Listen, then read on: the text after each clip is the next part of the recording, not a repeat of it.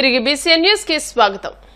పశ్చిమ గోదావరి జిల్లా పాలకొల్లులోని chambers degree కళాశాల ప్రాంగణంలో రాష్ట్ర నైపుణ్యాభివృద్ధి సంస్థ national career service BRR and GKR chambers degree PG కళాశాల సంయుక్త ఆధ్వర్యంలో నిర్వహించిన ఉద్యోగ దిక్సూచి మెగా జాబ్ మేళాలో మంత్రి నిమ్మల రామనాయుడు పాల్గొన్నారు. ఈ సందర్భంగా నిరుద్యోగ యువతి యువకులకు ఉద్యోగ నియామక పత్రాలను అందించి వారికి అభినందనలు తెలియజేశారు. అనంతరం ఆయన మాట్లాడుతూ ప్రపంచ స్థాయి సాంకేతికతను పరిశ్రమలను పారిశ్రామికవేత్తలను రాష్ట్రానికి తీసుకువచ్చి యువతకు బంగారు భవిష్యత్ అందించే దిశగా ముఖ్యమంత్రి చంద్రబాబు కృషి చేస్తున్నారని అన్నారు.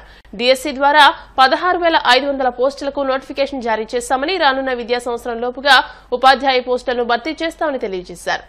ఈ ఒక్క రోజే చాంబర్స్ కాలేజీ నుంచి ఈ యొక్క జాబ్ మేళాలో మరి దగ్గర 580 మందికి 540 మందికి first phase and second phase కింద మరి వాళ్ళకి అపాయింట్మెంట్స్ ఇచ్చేటువంటి విధంగా అంటే సెలెక్ట్ అయ్యేటువంటి విధంగా ఈ రోజు జాబ్ మేళా జరిగింది అని అంటే ఒక్కరోజు జాబ్ మేళాలోనే 500 మంది పైబడి ఈవేళ కంపెనీలు సెలెక్ట్ చేసుకున్నాయని మరి ఎంత పెద్ద ఎత్తున ఉద్యోగ కల్పన ఇవ్వాలనేటువంటి ఆలోచనతో ఈ చాంబర్స్ కాలేజీ పనిచేస్తుంది అనేది ఈ రోజు ఈ యొక్క జాబ్ మేళే ఒక ఉదాహరణ అని చెప్పి తెలియజేసుకుంటూ, ఎందుకంటే గత 5 సంవత్సరాల పాలన అంతా కూడా విధ్వంసకరమైనటువంటి పాలన నడిచింది. గత 5 సంవత్సరాల్లో కూడా ఒక నిరంకుశత్వమైనటువంటి నియంతృత్వమైనటువంటి పాలన నడిచింది. ఆ యొక్క నియంతృత్వ పాలనతో ఎన్నో పరిశ్రమలు ఎంతో మంది పారిశ్రామికవేత్తలు ఈ రాష్ట్రం వదిలి వెళ్లిపోయినటువంటి పరిస్థితి గత 5 సంవత్సరాల్లో మనం చూసాం. ఒక లోలు కంపెనీ గాని, ఒక అమర్ రాజా గాని, ఒక కియో ఎక్స్టెన్షన్ పరిశ్రమ గాని, అదేవిధంగా ఒక జాకీ గాని, ఇట్లా చెప్పుకుంటూ పోతే ఎన్నో పరిశ్రమలు మన పొరుగు రాష్ట్రాలకు వెళ్లిపోయినటువంటి పరిస్థితి స్థితి గత పాలనలో మనం చూసాం. మళ్ళీ ఈ రోజు ఒక ప్రజాప్రభుత్వం అధికారంలోకి వచ్చాక 20 లక్షల ఉద్యోగాలు యువతీ యువకులకు ఇవ్వాలనేటువంటి ఆలోచనతో మరి పనిచేస్తూ అందులో భాగంగా 16,000 టీచర్ పోస్టులు డిఎస్సి నోటిఫికేషన్ ఇవ్వడంతో పాటుగా అనేకమైనటువంటి పరిశ్రమలను ఈ రాష్ట్రానికి తీసుకొచ్చేటువంటి విధంగా పెద్ద ఎత్తున పారిశ్రామికవేత్తలను మళ్లీ ఈరోజు అమరావతిలో గాని, అటు విశాఖపట్నంలో గాని, అటు అనంతపూర్, తిరుపతి మరి అటువంటి ప్రాంతాల్లో గాని నిన్న మొన్న కూడా మీరు చూస్తున్నారు. గత వారం రోజులుగా చంద్రబాబు నాయుడు గారు, లోకేష్ గారు దావోస్ పర్యటనలో మరి పెద్ద ఎత్తున మళ్లీ పెట్టుబడులు ఆంధ్రప్రదేశ్ రాష్ట్రానికి తీసుకొచ్చేటువంటి విధంగా అంటే చంద్రబాబు బ్రాండే ఈ ఆంధ్రప్రదేశ్ రాష్ట్రానికి ఒక పెట్టుబడులు తీసుకొచ్చేటువంటి విధంగా ఏ రకంగా కృషి చేస్తూ ఉన్నారో మీ అందరి కోసం అనే విషయాన్ని కూడా కాలేజీకి పోయినా, ఆఖరికి ఏ హై స్కూల్కి వెళ్ళినా కూడా ఎక్కడికక్కడ మరి గంజాయి ప్యాకెట్లు ఇవన్నీ కూడా ఎక్కడెక్కడ బయట అంతా కూడా విచ్చలవిడిగా రాష్ట్రం అంతా కూడా అంటే ఉద్యోగ ఉపాధి అవకాశాలు లేనిటువంటి స్థితిలో యువత అంతా కూడా నిర్వీర్యమైపోయినటువంటి పరిస్థితులు ఆ రోజు మరి గంజాయి డ్రగ్స్ పెద్ద ఎత్తున గత 5 సంవత్సరాల పాలనలో పడి యువత నిర్వీర్యమైపోయిన పరిస్థితి మనందరం కూడా చూసాం. అందుకే ఈ రోజు మళ్ళీ అటువంటి గంజాయి డ్రగ్స్ మీద ఉక్కుపాదం పెట్టి మళ్ళీ ఈ రోజు యువతి యువకులకి పెద్ద ఎత్తున ఉద్యోగ అవకాశాలు, ఉద్యోగ కల్పనే ప్రధాన ధ్యేయంగా లక్ష్యంగా ఈ ప్రభుత్వం పనిచేస్తుందని చెప్పి మీ ద్వారా మరొక్కసారి తెలియజేసుకుంటూ, విశాఖలో Kuchipudi dance and music academy 43వ వార్షికోత్సవ వేడుక ఘనంగా జరిగింది. ఈ కార్యక్రమానికి ముఖ్య అతిథిగా హోంమంత్రి వంగలపూడి అనిత హాజరై తన కుమార్తె రేష్మిత ప్రదర్శన ఇవ్వడం పట్ల ఆనందం వ్యక్తం చేశారు. ఈ సందర్భంగా అనిత మాట్లాడుతూ తన కుమార్తె ప్రదర్శన చూశాక ఎంతో గర్వంగా అనిపించిందని అన్నారు. నృత్య ప్రదర్శన చేయాలంటే ఎంతో శిక్షణ అవసరమని, భారతీయ నృత్య సంస్కృతిని ముందుకు తీసుకువెళ్లేందుకు ఏపీ ప్రభుత్వం కృషి చేస్తుందని తెలియజేశారు.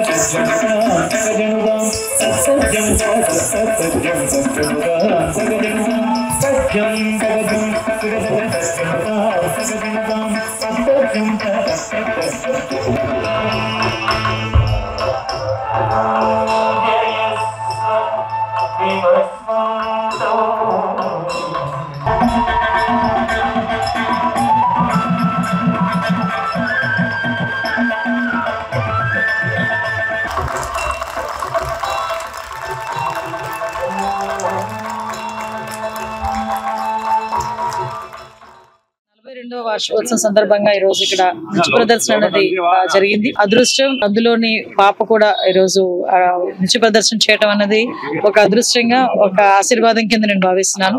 భవానీ శంకర్ గారి దగ్గర నుంచి చాలా సంవత్సరాల నుంచి పాప నేర్చుకుంటుంది. చాలా మంది ఈ రోజు పెద్ద పెద్ద డాక్టర్లు, అదేవిధంగా అమెరికా నుంచి కూడా ఇక్కడికి వచ్చి ఎస్పెషల్లీ డాన్స్ ప్రోగ్రామ్ చేయడానికి, భారతీయ నృత్య ప్రదర్శన చేయడానికి, కూచిపూడి చేయడానికి దూర దూర ప్రాంతాల నుంచి వచ్చిన వాళ్ళు, అదేవిధంగా భారతీయ సంస్కృతి సాంప్రదాయాల్ని నెక్స్ట్ జనరేషన్ కూడా అందించాలని తపంతో అమెరికాలో సెటిల్ అయిన చదువుల్లోని డాక్టర్స్ గా, ప్రొఫెషనల్స్ గా కూడా ఉన్న, యాక్టర్స్ గా ఉన్న వాళ్ళు కూడా ఈ రోజు ఇక్కడికి వచ్చి నృత్య ప్రదర్శన చేయడం నిజంగా చాలా ఆనందంగా ఉంది. ఇటువంటి కల్చర్ నెక్స్ట్ జనరేషన్స్ కూడా అందించాలని చేస్తున్న ఈ కృషికి ప్రభుత్వం తరపున కూడా అందరం కూడా సహాయ సహకారాలు అందించాలని మనస్ఫూర్తిగా. పశ్చిమ గోదావరి జిల్లా భీమవరంలో విష్ణు ఇన్స్టిట్యూట్ ఆఫ్ టెక్నాలజీ కళాశాల ఎన్ఎస్ఎస్ ఆధ్వర్యంలో జాతీయ ఓటర్ల దినోత్సవం ఘనంగా నిర్వహించారు. ఈ సందర్భంగా ప్రిన్సిపల్ డాక్టర్ మంగం వేణు మాట్లాడుతూ ప్రతి పౌరుడి ఓటు ప్రజాస్వామ్య వ్యవస్థకు మూల స్తంభమని, మన దేశ భవిష్యత్తును నిర్మించడంలో ప్రతి ఓటు కీలక పాత్ర పోషిస్తుందని అన్నారు. ఈ కార్యక్రమంలో కళాశాల vice principal professor M Srilakshmi, NSS programme officer K Gangaraju, విద్యార్థులు పాల్గొన్నారు. ఏపీలో నకిలీ సిగరెట్ల కట్టలు కలకలం రేపుతున్నాయి. అంతేకాదు ఈ ఫేక్ సిగరెట్లలో వాడేందుకు ఉపయోగిస్తున్న 2 టన్నుల గంజాయి, 10 టన్నుల చైనీస్ గార్లిక్ సైతం పట్టుబడడం సంచలనం రేపుతుంది. గుంటూరులోని జిందాల్ వేస్ట్ ఎనర్జీ మేనేజ్మెంట్ కంపెనీపై దాడులు చేయడంతో భయంకరమైన గుట్టు రట్టయిందని కస్టమ్స్ అధికారి నరసింహారెడ్డి తెలియజేశారు. సెంట్రల్ జీఎస్టీ కస్టమ్స్ అధికారులు చేపట్టిన ఆపరేషన్లో 9 కోట్ల విలువైన నకిలీ సిగరెట్లను ధ్వంసం చేసినట్టు చెప్పారు. ఇందులో వాడేందుకు వినియోగిస్తున్న 3 కోట్ల విలువైన 2 టన్నుల గంజాయిని కూడా గుర్తించి కాల్చివేసినట్టు తెలియజేశారు. Board of indirect taxes and customs వారు జనవరి 25 వరకు దేశవ్యాప్తంగా డ్రగ్ డిస్పోజల్ ఫోర్ట్ నైట్ అని కండక్ట్ చేయడం జరుగుతోంది. దీంట్లో భాగంగా కేంద్ర ప్రభుత్వ సంస్థలు ఏవైతే డ్రగ్స్ ను సీజ్ చేశామో, సిగరెట్స్ కానివ్వండి లేదా గాంజా లాంటి మత్తు పదార్థాలను ఏవైతే మనం సీజ్ చేశామో వాటన్నిటిని కూడా డిస్పోజ్ చేస్తున్నాము. సెంట్రల్ జీఎస్టీ గుంటూరు వాళ్ళు దాదాపు 2.5 కోట్ల వర్త్ విలువైన సిగరెట్స్ ని, అదేవిధంగా కస్టమ్స్ విజయవాడ వారు దాదాపు 6.5 కోట్ల విలువైన సిగరెట్స్ ని సీజ్ చేసిన వాటిని మన జిందాల్ వేస్ట్ మేనేజ్మెంట్ ఫెసిలిటీ ఏదైతే ఉందో గుంటూరులో ఇన్సినరేట్ చేయడం జరుగుతూ ఉంది. దాదాపు 3 కోట్ల రూపాయల విలువైన 2000 కేజీల పైన గాంజాయిని ఈ రోజు ఇక్కడ డిస్పోజ్ చేయడం అనేది జరుగుతోంది. మన రాష్ట్రంలో ఈ భారీగా ఫేక్ సిగరెట్లు, ఇల్లీగల్ గా ఇంపోర్ట్ అయిన సిగరెట్స్ ఏవైతే ఉన్నాయో వాటి మీద మా డిపార్ట్మెంట్ దృష్టి సారించింది. మా అధికారులందరూ కూడా గత కొంతకాలంగా వాటి మీద తీవ్రంగా రాష్ట్రంలో అనేక ప్రాంతాల్లో దాడులు చేస్తున్నారు. గతంలో ఎన్నడూ లేని విధంగా నిన్న సిగరెట్స్ సంబంధించి 2 స్మగ్లింగ్ యాక్టివిటీస్ లో ఎవరైతే పాల్గొన్నారో వాళ్ళని అరెస్ట్ చేసి వైజాగ్ లో ఉన్న న్యాయస్థానంలో ప్రవేశపెట్టడం జరిగింది. ఈ సందర్భంగా మీ అందరికి తెలియజేస్తున్నది ఏంటంటే, ఎవరైతే ఈ ఇల్లీగల్ సిగరెట్స్ చట్టపరమైన ఎటువంటి నాణ్యత లేని, లోగోలు లేని, ప్రమాణాలు పాటించని సిగరెట్స్ ఇంపోర్టెడ్ అయినా లేదా డొమెస్టిక్ అయినా కానీ అవన్నీ అమ్మటము, కొనటము, నిల్వ చేయటము, వాటిని ట్రేడ్ చేయటం, ఇవన్నీ కూడా చట్టరీత్యా నేరం. వాటికి ఎవరైతే పాల్పడతారో వారందరికీ కూడా శిక్షలు తప్పనిసరిగా ఉంటాయి. వీటిని దృష్టిలో పెట్టుకుని అటువంటి సిగరెట్స్ ని ప్రోత్సహించకూడదని ప్రజలను, అదేవిధంగా వ్యాపారులందరినీ కూడా కోరుకోవడం.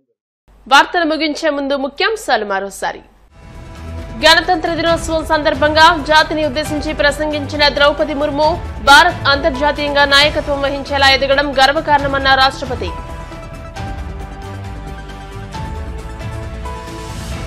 విజయవాడలోని ఇందిరాగాంధీ మున్సిపల్ గ్రౌండ్ లో గణతంత్ర వేడుకలు జాతీయ జెండాను ఆవిష్కరించిన గవర్నర్ అబ్దుల్ నజీర్.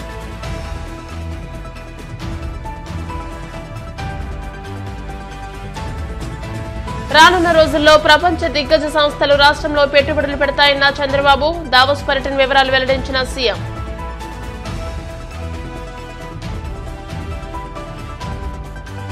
వాడపల్లి వెంకన్న ఆలయంలో ప్రత్యేక పూజలు, మంగళ వాయిద్యారుడమ, శ్రీ స్వామి అమ్మవార్లకు మేల్కొల్పు సేవ, ఐశ్వర్యలక్ష్మి హోమం. ఈ వార్తలు ఇంతటితో సమాప్తం. మరిన్ని వార్తల కోసం BCN digital YouTube channel, Facebook page ని ఫాలో అవ్వండి. అప్డేటెడ్ వార్తల కోసం ప్లీజ్ సబ్స్క్రైబ్.